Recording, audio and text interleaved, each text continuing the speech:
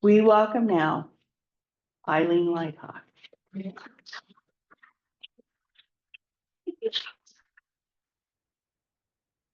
Yay!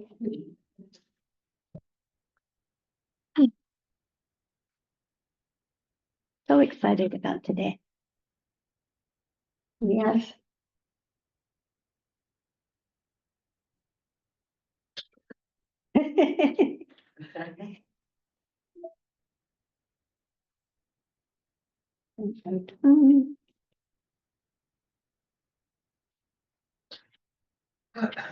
Okay. I am free to be and express my true self. That's what we're talking about today.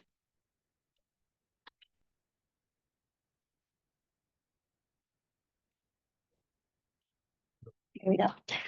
The last time I was here, we talked about the qualities of divine nurturing.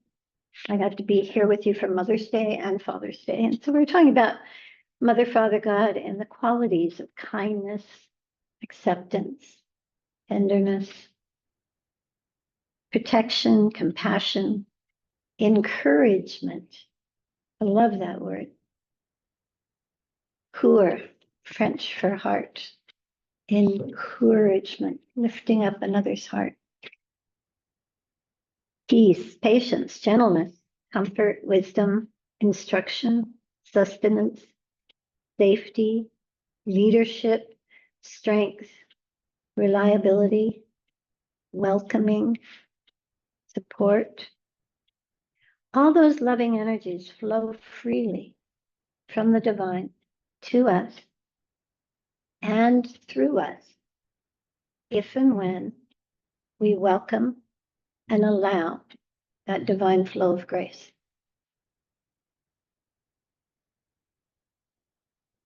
God is love. We all have access to the love of God, and we each have the freedom to choose love. And love is polite. It waits for an invitation from us. A little bird flying up in the sky, flying free, has to open their wings. Ever watch a baby bird learn how to fly? Woo! Have to open the wings. You don't just jump out of the nest with your heart chakra closed. Going out into the world and you feel all closed up, stop. Take 5 minutes. Sit, be, breathe in love, and then go out so that you can be a blessing to everyone. So today, we're not talking about love. Because today we're talking about freedom. Right? Freedom is a gift. And like all gifts, we can say, oh, how nice, thank you. We can say, oh, you shouldn't have. We can say, wow, this is the coolest thing ever. No matches needed. We can ignore, we can embrace, we can complain about it. We can admire our gifts. We can lock our gifts up tight to try and keep them safe. Put them in a little nice glass display case.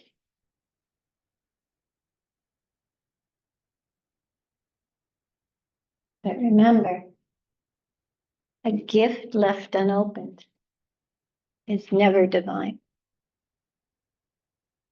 Gifts are given to us to use. We've also received the gift of free will, the gift of the superpower we talked last fall. I think we're talking about all the superpowers, the superpower of choice. You have the superpower of choice. So we can choose to open our hearts, to open our brains, let a lot of stuff go, and choose freedom. We can revel in it. We can delight in it. We can enjoy it. And we can use our freedom to the glory of God. What does that mean? Jesus said, let your good works be known. So people will see you. Hello, you are the light of the world. People will see you. And because of you opening up and receiving the gift, the invitation, the call to let divine light and love flow through you, because of your choice, other people are blessed. Ever been around a nervous Nelly? Ever been around a grumpy Gus? Ever wanted to exit stage left? Have you ever been around a 2-year-old? We have a bubble machine, and we had crowds for 4th of July, and so we had our bubble machine on, and a 2-year-old dancing in a cloud of bubbles. Bubble! Bubble! Bubbles are so cool because everybody becomes a 2-year-old around bubbles. You can't even say that word and stay grumpy. Try it. Bubbles, bubbles, bubbles, bubbles. Sounds like what it is, right? Freedom is a gift that's already been given to. In the book of Galatians, scripture, it is for freedom that Christ has set us free. It's for freedom. Free your mind. The rest will follow, right? Alice in Wonderland or a 60s song, either way you want to go. But the rest is also the rest. The rest is also the rest. It is for freedom that Christ has set us free. The cage is unlocked. The door is open. We can walk out of our programming, out of our anxiety, out of our stress, out of our worry, out of our, this timeline is going slower than I'd like. I know things are getting better and I want it to get better right now. We can leave all that. We have free will. We are the ones who set ourselves free. The permission that you've been waiting for, the permission that I've been waiting for, the permission we've all been waiting for, is not God's permission. It's not the universe's permission. Oh, I hope the universe will give me that. It's our permission to ourselves to step out of the programming, step out of the cages, step out of habit loops and thought loops, and step out into the light.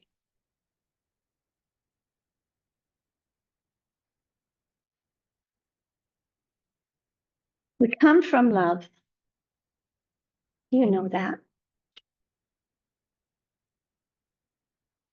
In the Bible, Jeremiah, book of Jeremiah, he says, before I formed your body in the womb, I knew you. You and God, you're like this. And then you got a body and it felt like this. And then you came out of the safe little womb and some strange guy shined a light on you and whacked you on the bottom. Welcome to Earth. Hey, that's not nice. And so, even though we come from love, we incarnate, and over time, we forget who we are. Because our society, our parents, our teachers, our friends tell us who we are. And we start to believe it. We start to believe that we are our government identity. You are your driver's license name, your birth certificate name. We start to believe that and we forget who we are. But that's part of the game we have. That's part of why we're here, is to play this game. We come in and we forget. And then we have lessons. And each of us gets to learn and grow, or not, at our own pace. And all the while, our true selves, our real selves, the ones that are like this with the divine, hanging out, playing with the divine, and then you said, you know what? Put me in, coach. I'm ready to play. I'm going to go down there and love everybody, and it's going to be great. And here you are. And all the while, that part of you, that eternal, beautiful, childlike wonder, amazing, spectacular, creative, genius part of you, waiting for us, our government identity selves, who have chores to do and errands to run and responsibilities to take care of and do grown-up stuff, because most of us in here have gray hair because we're grown-ups and we can do grown-up stuff. But the real reason we came was to be change agents, to be instigators, to be forces of nature and gifts of love to a weary planet. That's why we're here. So we come here, and when we finally get it, that life is a gift and not another day. How you doing? Oh, same, you know what, different day. Oh, there's still that Cheetos in the White House still. When we finally understand that life is a gift and freedom is a gift, that must be what? Received. Received. We finally get it, that it's a gift that we must receive, and therefore a gift that we must give ourselves. You give yourself the freedom. Then we can be free to live in divine flow. And to when we trip up and get off track, come back and live in divine flow again, as we're human. So yay, hooray, I'm free. Woo! Now what? Well, ideally, now what is we commune with the divine, we walk in love, we live from our heart, we live in the flow, we're in flow with life, we express our beautiful, expansive, eternal, true self, which is a reflection of the divine. And moment by moment, we co-create on earth as it is in heaven. That's what we do. In whatever way Spirit leads us to do it. That's what we do. That's what our freedom's for. But planet Earth isn't always supportive of that. You may have noticed. And so, the distraction that most of us trip over is our mental programming and what Mike Dooley calls the cursed hows, or what ZZ Top would say, ho, ho, ho, ho. So we're going to go live in love. Ho, ho, ho, ho. How do I do that? I had a friend once who was a musician, traveled around the world, and just had this transformative experience in her life and stopped her old corporate life and started a new life, traveling around the world, playing music in sacred places, and got to play in the King's Chamber in Egypt, got to play at Glastonbury Well. She just had all kinds of stuff. And her brother, who was a logical, good citizen, was very concerned about her because she had been a logical, good citizen. He said, how are you going to live? You can't live like that, right? can't live like that. How are you going to live? And she said, I'm just living on love. And he said, love doesn't what? Pay the bills. There you go. Love doesn't pay the bills. Or does it? Maybe you're the first to show everybody that it does. So we get this distraction of how am I going to do this? How? Spirit's calling you to write a book.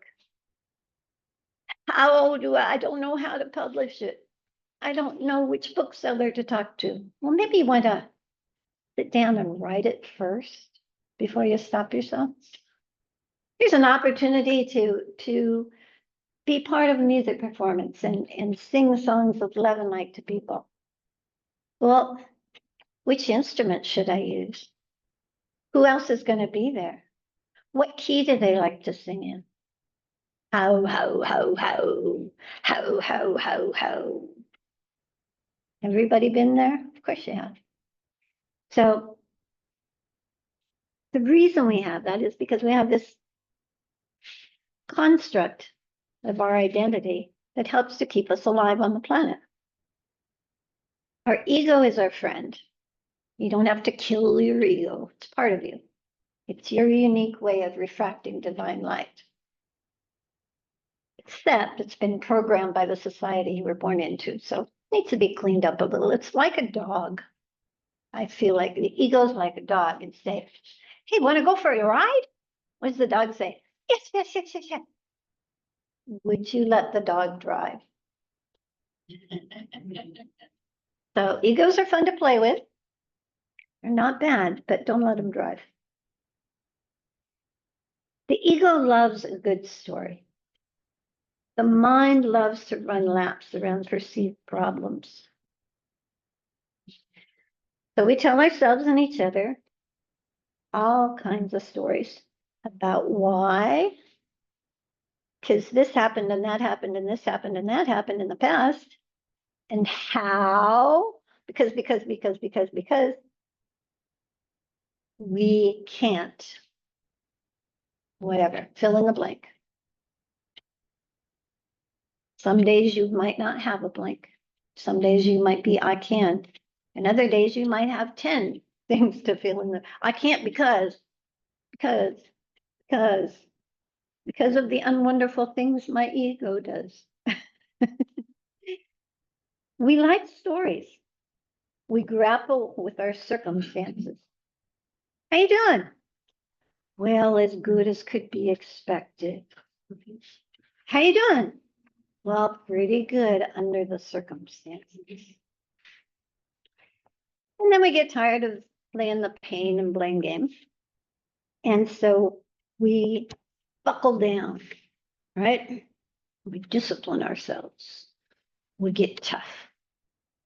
We get strong. And we plan and we work. Do we work easy? No, we work hard. We're Americans. We work hard. And we try to figure it all out. And we exhaust ourselves mentally and physically and emotionally, running around in circles trying to fix what's wrong with us and what's wrong with them and what's wrong with everything. Because what? Our mind was programmed to look for problems. And then we have a win. Somebody says thank you. Something we did made a difference in someone's life. Maybe something we did made a difference in our life. And so we reward our weary little inner warrior with entertainment. And what kind of entertainment does our society provide for us? Stories that glorify struggle. What's the plot of every movie you watch? La la la la la. Ooh. Uh-oh. Oh my. Oh, And they all lived happily ever after until the next crisis. We read stories about those who struggled before us. We put up monuments to famous strugglers who struggled harder than we ever think we could. Boy, were they good strugglers. And all the while, the divine is waiting. Are you exhausted yet? Are you done with that game yet? Aren't you tired of playing that? The divine is waiting. Lovingly, patiently, kindly, softly and tenderly, Jesus is calling. What? Come unto me, all you who labor and are burdened, and you will find rest. Well, I thought God said we're supposed to work hard. You will find rest for your soul. The path to freedom. I measured it last night with the tape measure. For me, it's 13 inches. It's a long road to freedom. 13 inches, not a long road.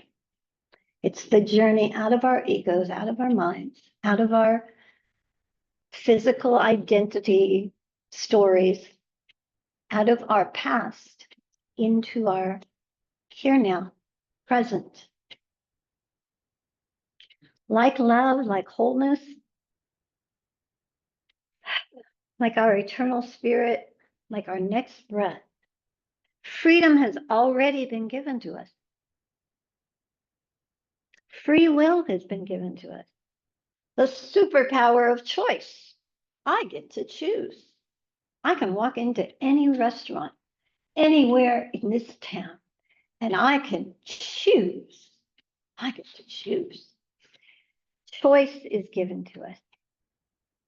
And we get to choose whether we express faulty mental programming and ancestral wounding and fearful impositions and repetitious mindless chatter and unhelpful, this is the way I did it in 1982, might as well still do it that way, loops. Or we express our true selves, our divine nature, which is peace. We weren't called to strive. We were called to peace.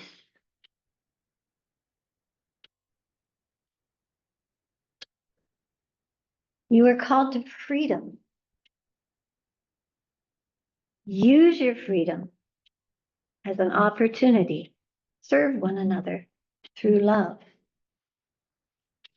But only use my freedom so that I can talk about those other people that I don't like and then, shame on them. Well, I want to use my freedom to talk about the most amazing, horrible struggle I ever had, because that'll inspire other people. I'm an overcomer. Would you like to be an overcomer like me? Yes, let me inspire you with all the things I have overcome, and we'll both feel miserable. We get to be here now, where the Spirit of the Lord is. Okay. Is there any place that you know where the Spirit of the Lord isn't? So basically everywhere where the Spirit of the Lord is, there is freedom. But just like that picture earlier, we can stay in prison, even though everything in life is going, come on, over here, come on. You like it, it's fun. Oh, my family doesn't do fun.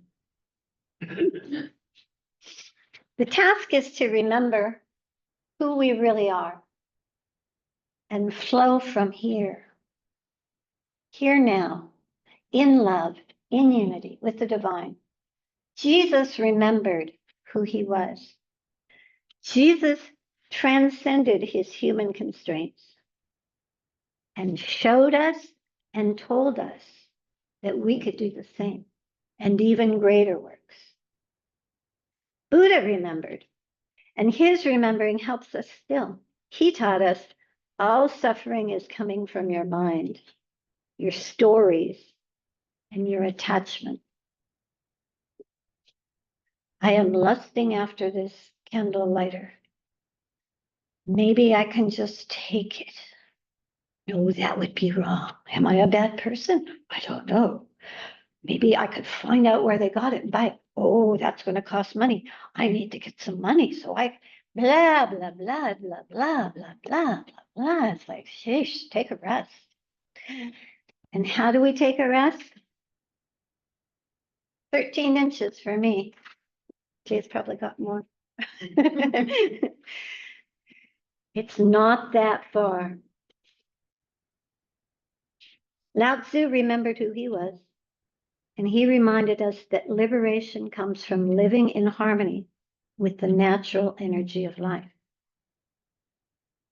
Freedom is a state of being that we get to choose, not forced on us, but it is freely given. But a gift needs to be received in order to be used.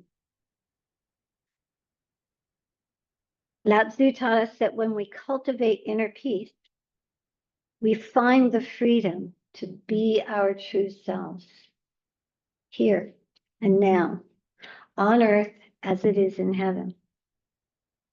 In the book of Isaiah, arise, shine. This is God talking to his people, her people, however you want to see God, their people. Arise, shine, for your light has come. Oh, I don't know. I'm kind of shy. You know, once when I was 14, I shined, and then it turned out badly. So, no. The glory of the Lord is risen upon you. Oh, that sounds very egoic. I wouldn't want to be puffed up and prideful. I wouldn't want to let God's love and light shine through me. So can I just tell you all the reasons I can't? So we can feel miserable together?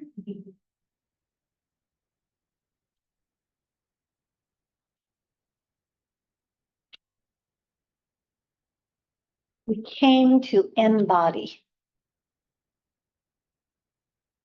love and peace and joy.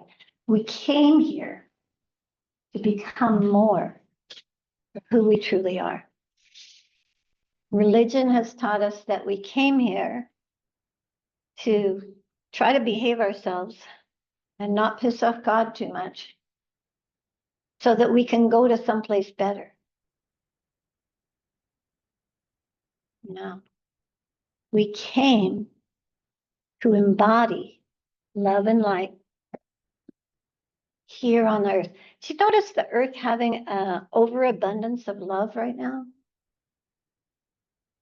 Wouldn't it be cool if somebody came to earth who could just like share God's pure love? Wouldn't that be cool? Boy, I hope we see that in our time. You do every day when you look in the mirror. It's you. We are the people we've been waiting for. It's you. We came from love. We came from peace. We came from joy, and we came here to bring that energy here. And we took on the magic, you have authority on earth suit. Ooh, we don't interfere with life on earth unless you're one of them in disguise. You are here in a human body to do what every master has taught us. to embody divine light and love and peace and joy. Whoa, I don't know. That sounds like a big responsibility. How about a big privilege? How about it's not up to you to control it and do it right? How about you just drop out of your head and open your heart and let spirit do the work? Could it be that the divine creator of all that is knows something more than my mind? Could that be possible? I'm an intelligent woman. I have degrees. Could it maybe be, just maybe, that the divine creator of all that is smarter than our human brain? And if so, wouldn't it be smart of us to let go, surrender to love, surrender to joy, surrender to peace, and let life live, love through us? I love this quote from the Buddha. No one outside ourselves can rule us inwardly. Isn't that good? When we know this, we become free. Pick up the bass. You are free. For those of you who think I've lost my stuff, there's a bass playing outside the church. The path of freedom is a journey from here to here. Freedom is a free gift. You already have it, just have to receive it. So,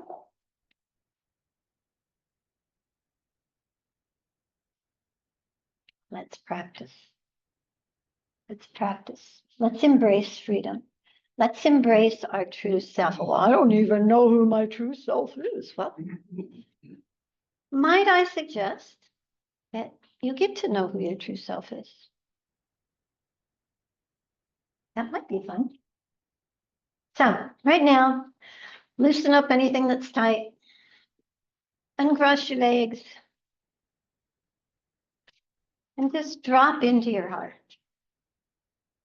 You can count the inches if you want. See how many inches it is. Take your brain, thank it for what it does. Thank it for doing the laundry and washing the dishes and making sure that your bills are paid. And let it be free. I choose to live from my heart. Say it out loud, say it to yourself, say it internally, however you want to say it. But if you mean it, say it.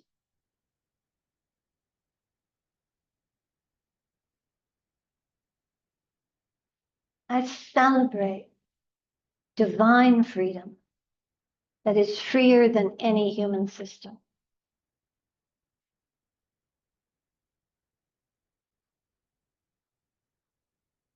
I love life. And life loves me.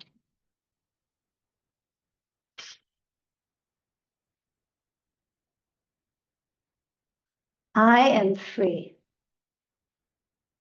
to allow the divine to express purely and innocently and sweetly through my human body.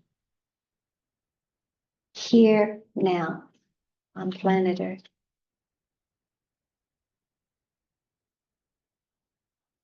Oh, Great Spirit, we make things so ridiculously complicated.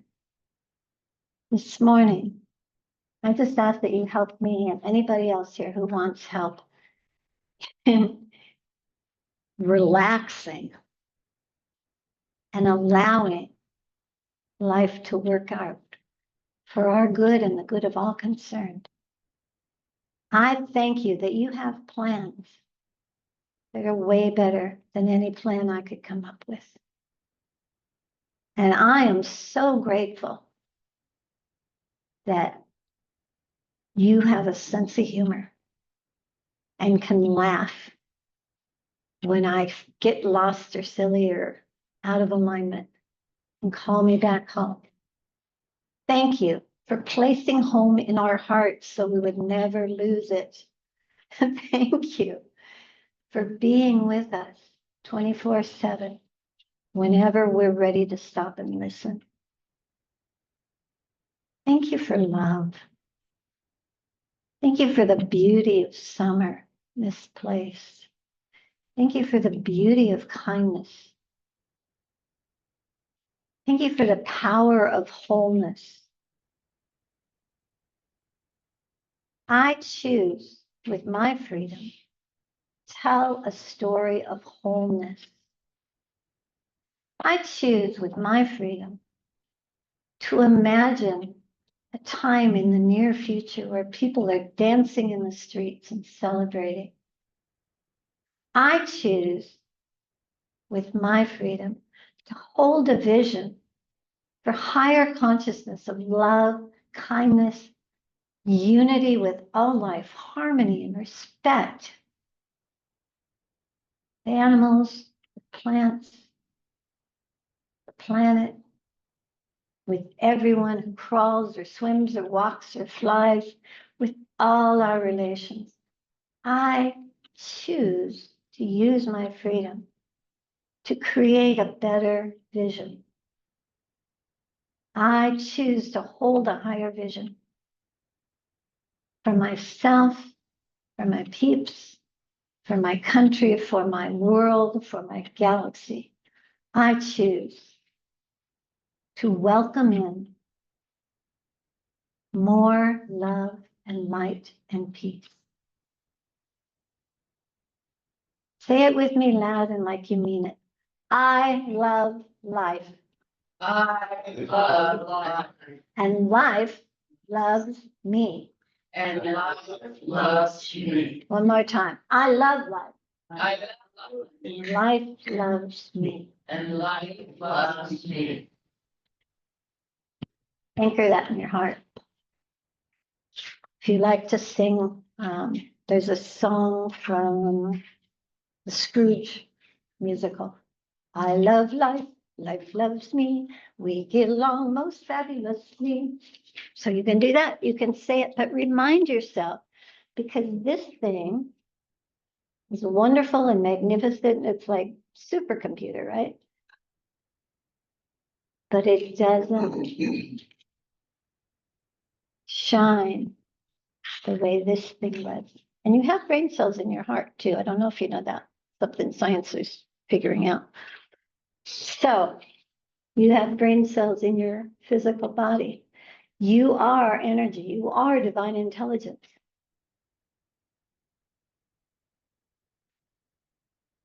Monday morning wholeness wave, wherever you are, 8 o'clock Pacific time. Sit, receive. And when you are so full that love and peace and wholeness is sloshing off of you, then send that to anyone, anywhere, anytime who needs it, who's open to receive. That's embodying love on earth. Gratitude journal. What we look for, we see. Every morning, write down 3 things for which you're grateful. And don't judge them and edit them. Let it be easy. Let it be peaceful. Let it be fun. And then every night before bed, list 3 or more things that were happy that day. I'm happy that we have a bubble machine. I get so much fun out of that. And I'm happy that you can buy the big tubs of bubbles, so you don't have those little tiny jars. So you can make more bubbles. And I'm happy that bubbles refract all the colors like prisms. And so you can watch them flow out across the walkway and in the people's heads. And they're making rainbow light shadows, rainbow light projection onto people's little pointed heads. That's fun. Is it necessary? Depends on who you are. I think it is. So I heard this quote today, not today, sometime in the last week or two, and I do not remember who I heard it from, but it got me, you know, when you get it, gotcha. Like there's certain things you hear and there's a parade of angels with gongs going, pay attention here, this is important. Somebody's talking about anxiety. And had you asked me a couple of weeks ago, and I've probably taught it, that the opposite of anxiety would be peace.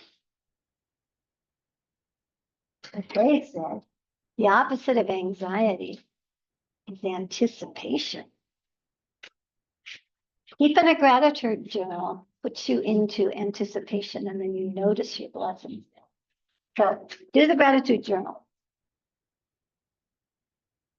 And then one more thing, because we're here to make a better world, right? I hope you are. Every day now. The easiest way to do it is if you're seeing 11:11 all the time or whatever. But every day at 11 our time, Pacific time, for those of you who are watching, people all over the world are gathering together to call in more love, anchor in more love on the planet, anchor in more peace, anchor in more joy. Join in. If you notice the clock says 11 o'clock, and say, oh yeah, I get to sit down with my peeps that I haven't met yet. Or I remember from a long time ago, but I haven't seen in this life. And we get to help make more love on Earth. Is that cool or what? That's cool. So your mission, should you choose to accept it, is not to self-destruct.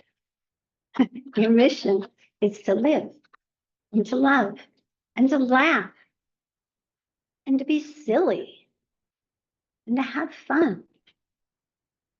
There is power in play. There's tremendous power.